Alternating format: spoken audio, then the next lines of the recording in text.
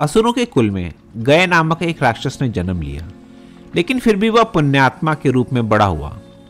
उसमें असुरी गुण नहीं थे। वह भगवान विष्णु का एक परम भक्त था।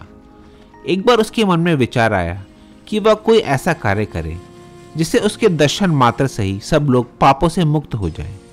ये सोचकर उसने श्री विष्णु को प्रसन्न करने का निश्चय किया और कोलाहल नामक पर्वत पर जाकर घोर तपस्या करने लगा। तप करते हुए अनेक वर्ष बीत गए। अंत में प्रसन्न होकर भगवान विष्णु ने दर्शन दिए और तप करने का कारण पूछा।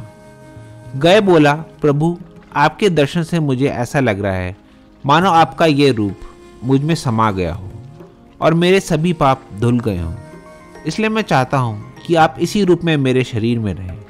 जो भी मुझे देखे उसे आपके दर्शन हो और उसके सभी पाप नष्ट हो जाए, उसे स्वर्ग में स्थान मिले। मैंने तप करके जो पुण्य प्राप्त किया है, मेरे दर्शन करने वालों को भी वह पुण्य सहज प्राप्त हो। भगवान विष्णु उसे इच्छित वर देकर अंतर्धीन हो गए।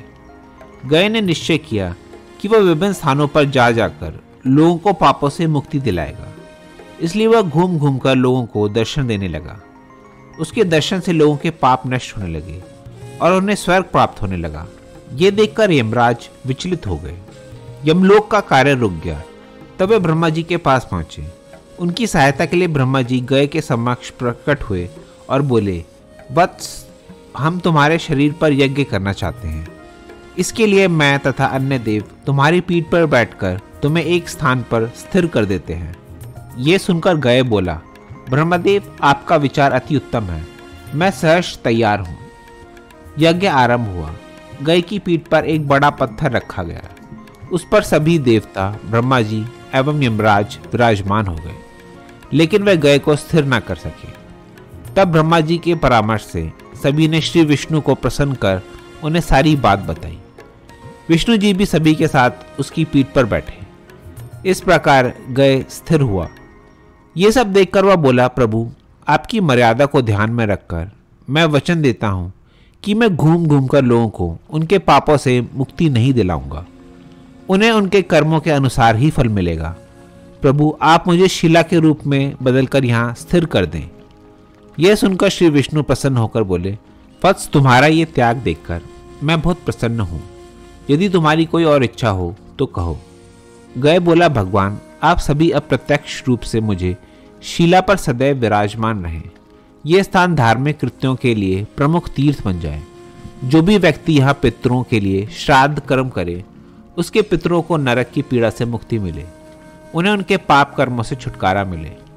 श्रीहरि बोले, गए, तुमने पहले भी लोकहित के लिए वर मांगकर लोगों को पापों से मुक्त किया था। आज मृत्यु से पूर्व भी तुम्हारे मन में लोकहित की ही भावना है, इसलिए हम तुम्हें अभिष्ट वर प्रदान करते हैं। ये तीर्थ गया नाम से प्रसिद्ध होगा और ये पर्वत गयशीर नाम से प्रसिद्ध होगा। जो भी मनुष्य इस क्षेत्र में आकर इस शिला के दर्शन करके श्राद्धादि का कर्म करेगा, वह अपने पितरों को पापों से मुक्ति दिलाएगा। जो मनुष्य गयशीर पर्वत की परिक्रमा और फल्गु नदी में स्नान करके पिंडदान करेगा, उसके पुण्यों में भी वृद्धि होगी, साथ ही पितरों को भी मुक्ति मिलेगी। अभिष्ट वर पाकर गए धन्य हो गया। आज गया नामक स्थान पर विष्णु जी का मंदिर है। उसके निकट ही एक शिला स्थिर है। ये तीर्थ स्थान पितरों के श्राद्धादि पिंड दानादि कर्मों के लिए प्रसिद्ध है। इस प्रकार एक असुर होते हुए भी गय ने जन कल्याण की भावना को ध्यान में रखकर वरदान मांगा। अपनी उसी भावना के कारण वह आज भी पूजनीय है।